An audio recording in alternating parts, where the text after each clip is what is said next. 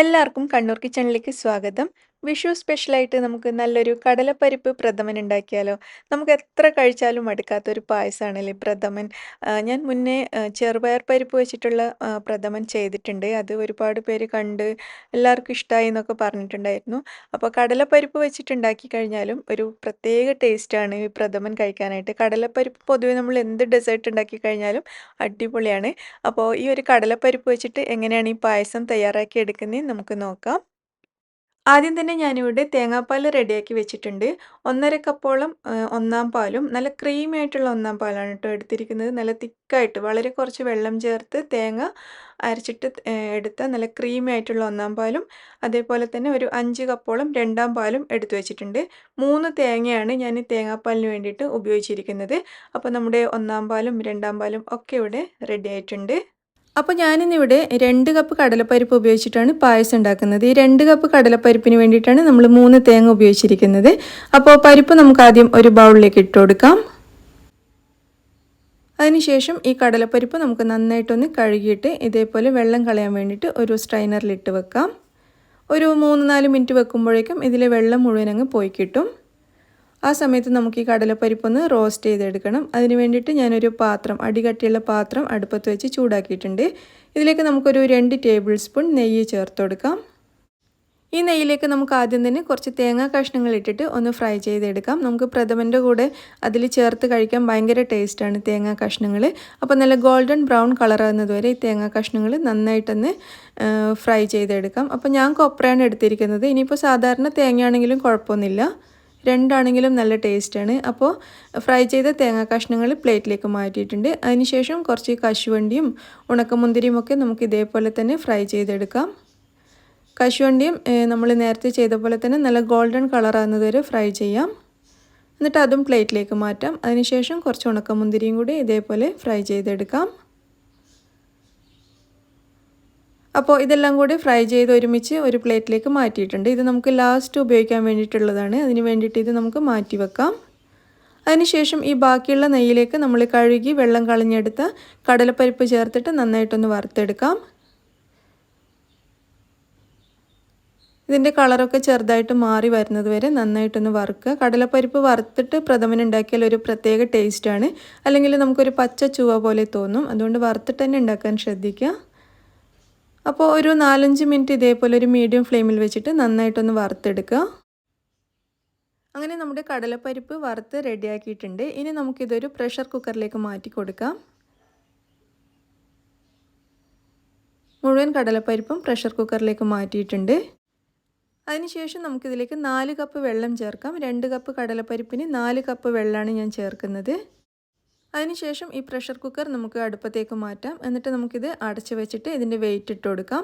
അതിനുശേഷം നമുക്കൊരു 5-6 വിസിൽ വരുന്നത് വരെ ഇത് വേവിച്ചെടുക്കാം.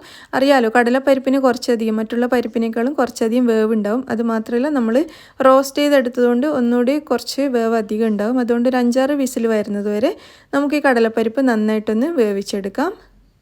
അത് വെന്ത് വരുന്ന സമയം കൊണ്ട് നമുക്ക് ശർക്കര ഒന്ന് മെൽറ്റാക്കി എടുക്കണം. ഞാനിവിടെ 3/4 കിലോഗ്രാം ശർക്കരയാണ് എടുത്തിരിക്കുന്നത്, അതായത് വെല്ലം. അപ്പോൾ ഈ വെല്ലത്തിലേക്ക് നമുക്ക് കുറച്ച് വെള്ളം കൂടി ഒഴിച്ചിട്ട് നന്നായിട്ടൊന്ന് ഉരുക്കിയെടുക്കാം. ഇതിലേക്ക് ഞാൻ 1 കപ്പ് വെള്ളമാണ് ചേർത്തിരിക്കുന്നത്. എന്നിട്ട് ഈ വെള്ളവും ശർക്കരയും കൂടി നന്നായിട്ടൊന്ന് തിളച്ച് ശർക്കര മുഴുവനൊന്ന് മെൽറ്റായിട്ട് വരണം. ഇതിപ്പോൾ നന്നായിട്ട് തിളച്ച് തുടങ്ങിയിട്ടുണ്ട്. അപ്പോൾ നമ്മുടെ ശർക്കര മുഴുവൻ മെൽറ്റായി കഴിഞ്ഞു. ഒരുപാട് സമയമൊന്നും വെക്കേണ്ട ആവശ്യമില്ല. ശർക്കര മുഴുവനായിട്ടൊന്ന് മെൽറ്റായി കഴിയുമ്പോൾ നമുക്കിത് ഈ ശർക്കരപ്പാനി നമുക്ക് അടുപ്പത്തുനിന്ന് മാറ്റി വെക്കാം. ഒരു 5-6 വിസിലിന് ശേഷം ഞാൻ ഈ കുക്കർ ഓഫ് ചെയ്തിട്ടുണ്ടായിരുന്നു. ഇനി നമുക്ക് എയറൊക്കെ പോയി കഴിഞ്ഞിട്ട് ഇതിൻ്റെ വെയിറ്റ് തുറന്ന് നോക്കാം. അപ്പോൾ നമ്മുടെ കടലപ്പരിപ്പ് നല്ലോണം വെന്തിട്ടുണ്ട്, നന്നായിട്ട് വെന്തിട്ടുണ്ട്. നമുക്കിനി സ്പൂണ് വെച്ചിട്ടൊന്ന് ഉടച്ചു കൊടുക്കാം. പായസത്തിൻ്റെ കടലപ്പരിപ്പ് നന്നായിട്ടൊന്ന് ഉടഞ്ഞ് കിട്ടണം. ഇത് കണ്ടില്ലേ, നല്ല പോലെ ഒന്ന് ഉടച്ചെടുത്തിട്ടുണ്ട്. ചെറിയ ചെറിയ കഷ്ണങ്ങളുണ്ടായ കുഴപ്പമൊന്നുമില്ല, അത് നല്ലതാണ്. നമ്മൾ പായസം കുടിക്കുന്ന സമയത്ത് ചെറിയൊരു കടി ഉണ്ടാവുന്നത് നല്ല ടേസ്റ്റാണ്. അതുകൊണ്ട് മുഴുവനായിട്ടങ്ങ് അടിച്ചിട്ടില്ല, ഒരുവിധം നന്നായിട്ട് അടിച്ചെടുത്തു. അപ്പോൾ ആദ്യം നമുക്ക് നമ്മൾ റെഡിയാക്കി വെച്ച ശർക്കരപ്പാനി നല്ല അടികട്ടിയുള്ളൊരു പാത്രത്തിലേക്ക് ഇതേപോലെ ഒഴിച്ചു കൊടുക്കാം. അതിനുശേഷം നമ്മൾ തയ്യാറാക്കി വെച്ച കടലപ്പരിപ്പും കൂടി ഇതിലേക്ക് ഒഴിക്കാം. എന്നിട്ട് കടലപ്പരിപ്പും ശർക്കരയും കൂടി നല്ലപോലെ ഒന്ന് മിക്സ് ചെയ്തെടുക്കാം.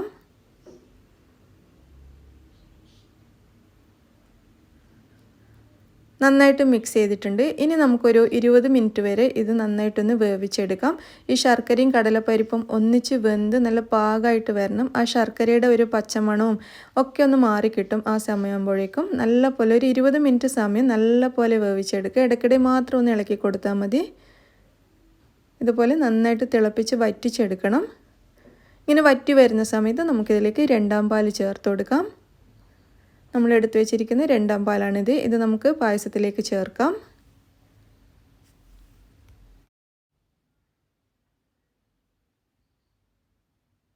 രണ്ടാം പാൽ മുഴുവനും ചേർത്തിട്ട് ഇതേപോലെ നന്നായിട്ടൊന്ന് മിക്സ് ചെയ്ത് കൊടുക്കാം. നന്നായിട്ട് മിക്സ് ചെയ്തതിന് ശേഷം ഇത് നന്നായിട്ടൊന്ന് തിളച്ച് വരാൻ വേണ്ടിയിട്ട് നമുക്ക് വെയിറ്റ് ചെയ്യാം. അപ്പോൾ രണ്ടാം പാൽ ചേർത്തിട്ട് വീണ്ടും പായസം നന്നായിട്ട് തിളച്ച് വരാൻ തുടങ്ങിയിട്ടുണ്ട്. ഈ സമയത്ത് നമുക്കിതിൻ്റെ ഫ്ലെയിം കുറച്ച് കൊടുത്തിട്ട് കുറച്ചധികം സമയം ഈ രണ്ടാം പാലിലൊന്ന് വേവിച്ചെടുക്കണം. വീണ്ടും ഒരു 15-20 മിനിറ്റ് വരെ ഈ രണ്ടാം പാലിൽ കിടന്നിട്ട് നമ്മുടെ പായസം നല്ലോണം ഒന്ന് വെന്ത് വരണം. ഒരല്പം ഒന്ന് വറ്റിയിട്ടും വരണം.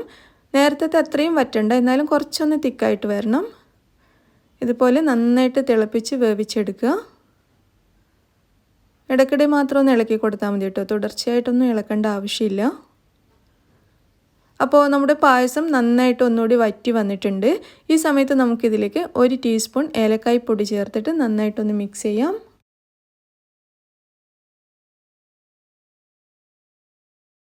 ഇനി 1 ടീസ്പൂൺ ചുക്കുപൊടി, അതായത് ഇഞ്ചിയുടെ പൗഡർ ചേർത്തിട്ട് അതും കൂടി മിക്സ് ചെയ്തെടുക്കാം. ഓരോ പൊടിയും ചേർക്കും തോറും മിക്സ് ചെയ്ത് കഴിഞ്ഞാൽ പൊടികൾ കട്ട പിടിക്കില്ല. അതിന് വേണ്ടിയിട്ടാണ് ഇങ്ങനെ ചെയ്യുന്നത്.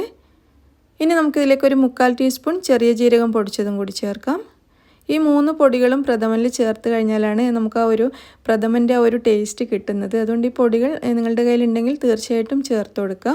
അപ്പോൾ എല്ലാം കൂടി ചേർത്ത് നല്ലപോലെ മിക്സ് ചെയ്തിട്ടുണ്ട്. നമ്മുടെ പായസം അത്യാവശ്യം നല്ല തിക്കായി മാറിയിട്ടുണ്ട്. ഇനി നമുക്കിതിലേക്ക് ഒന്നാം പാൽ ചേർത്ത് കൊടുക്കാം. നല്ല ക്രീമി ആയിട്ടുള്ള ഒന്നാം പാലാണ് നമ്മൾ എടുത്തു വെച്ചിരിക്കുന്നത്. ഈ ഒന്നാം പാൽ നമുക്ക് പായസത്തിലേക്ക് ചേർക്കാം.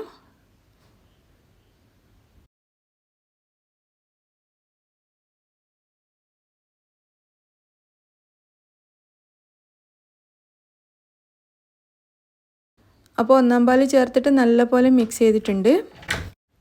ഒന്നാം പാൽ ചേർത്ത് നന്നായിട്ട് മിക്സ് ചെയ്തതിന് ശേഷം നമ്മൾ നേരത്തെ ഫ്രൈ ചെയ്ത് വെച്ച തേങ്ങാക്കൊത്തും അണ്ടിപ്പരിപ്പും മുന്തിരിയും ഇതിലേക്ക് ചേർക്കാം.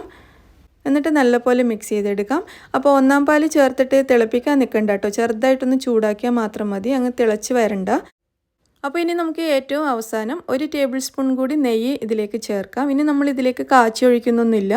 ഇങ്ങനെ നെയ്യ് ചേർത്തിട്ടൊന്ന് മിക്സ് ചെയ്യുക മാത്രമാണ് ചെയ്യുന്നത്. അപ്പോൾ അവസാനം ഇതേപോലെ നെയ്യ് ചേർക്കുകയാണെങ്കിൽ നല്ലൊരു നെയ്യിൻ്റെ ഫ്ലേവർ നമുക്ക് കുടിക്കുന്ന സമയത്ത് കിട്ടും. അപ്പോൾ നിങ്ങൾക്ക് ആ ഫ്ലേവർ ഇഷ്ടമാണെങ്കിൽ മാത്രം ചേർത്താൽ മതി, നിർബന്ധമൊന്നുമില്ല. അപ്പോൾ നെയ്യും കൂടി ചേർത്ത് നല്ലപോലെ മിക്സ് ചെയ്തെടുത്തിട്ടുണ്ട്. അപ്പോൾ നമ്മുടെ കടലപ്പരിപ്പ് പ്രഥമൻ ഇവിടെ റെഡി ആയിട്ടുണ്ട്. ഇനി നമുക്കിത് അടുപ്പത്തുനിന്ന് മാറ്റാം. അങ്ങനെ നമ്മുടെ വളരെ സ്പെഷ്യലായിട്ടുള്ള കടലപ്പരിപ്പ് പ്രഥമൻ നിങ്ങൾ എന്തായാലും ട്രൈ ചെയ്ത് നോക്കൂ. നമ്മൾ ചെറുപയർ പരിപ്പ് വെച്ചിട്ട് തയ്യാറാക്കുന്ന പ്രഥമൻ പോലെ തന്നെ ചില ആളുകൾക്ക് ചിലപ്പോൾ അതിനേക്കാൾ ഇഷ്ടമുണ്ടാവും. കാരണം കടലപ്പരിപ്പ് ഇഷ്ടപ്പെടുന്ന ഒരുപാട് ആൾക്കാരുണ്ട്, പ്രത്യേകിച്ച് പായസം ഡെസേർട്ടൊക്കെ ഉണ്ടാക്കുമ്പോൾ. അപ്പോൾ എന്തായാലും ട്രൈ ചെയ്ത് നോക്കൂ, തീർച്ചയായിട്ടും നിങ്ങൾക്ക് ഇഷ്ടമാവും. അപ്പോൾ എല്ലാവർക്കും വിഷു ആശംസകൾ. താങ്ക്